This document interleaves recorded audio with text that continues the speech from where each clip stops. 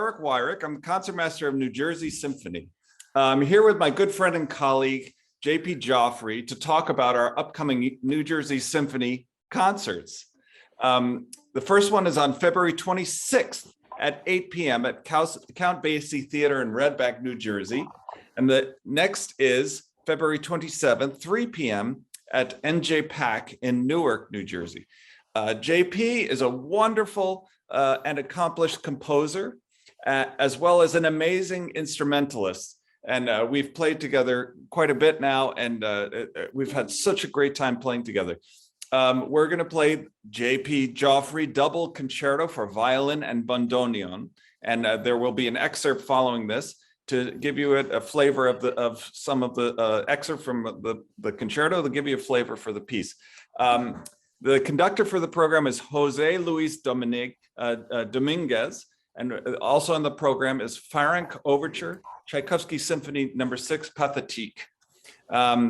So I just need to ask you, JP, because we are ignorant of your instrument. Please tell us about the bandoneon. What is it? Well, hello everybody. Yes, my name is J.P. Jofre. I'm the composer and bandoneon player. And this instrument that you see here is the mysterious bandoneon that has two keyboards, one keyboard on my right, one keyboard on my left.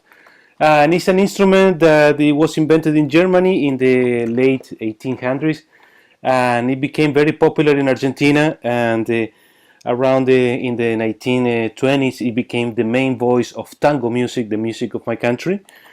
And it's a very particular instrument because every keyboard, every button plays two notes. One note when I open the bellows, then the same button when I change it, when I close, it changes the pitch. And on my left hand, I have the lower register, and as well, every button plays two notes.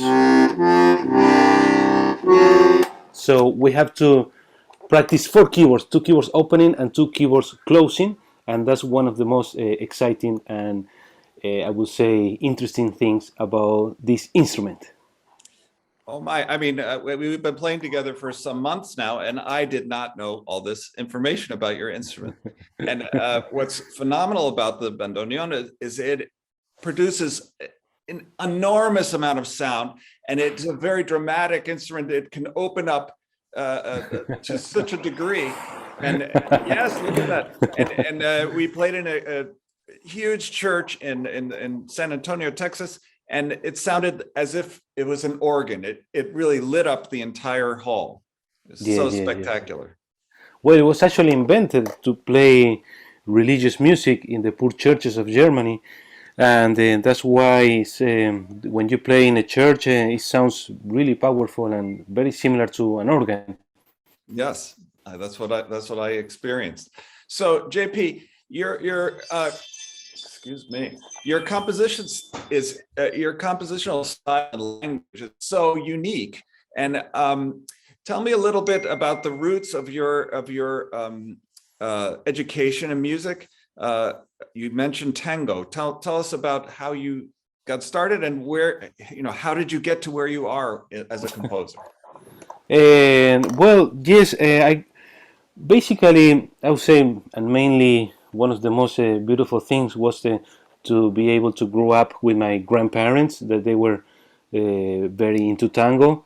So I grew up listening to tango all day long. I remember my grandmother used to listen to tango from 9 a.m. to 11 p.m. She would just turn on the radio, and that was the music in my house the whole day, really literally the whole day. So eventually, as a teenager, I was into rock music. I was playing drums, and then when I grew up, I decided to study composition a little bit more formally. So I went to the School of Music in my hometown, and then I started playing the bandoneon. And basically, I choose the bandoneon because I found that like a beautiful bridge between classical music and tango music, the music of Argentina, where I am from. So that's how I started later on composing for the bandoneon and for orchestras. Then, well, I took private lessons, composition lessons, orchestration with great teachers in New York, in Argentina, and the place where I am now.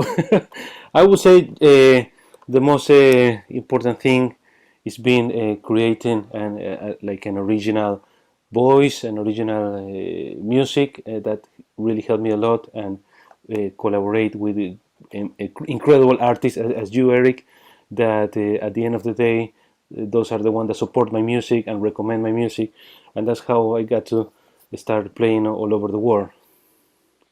Wonderful. And you make such great links with people. You connect so well with people, and you utilize all the talents that you have and those that you meet. It's really, you're really extraordinary. I've been admiring you. I've told you this, but I'll tell you again. Thank you.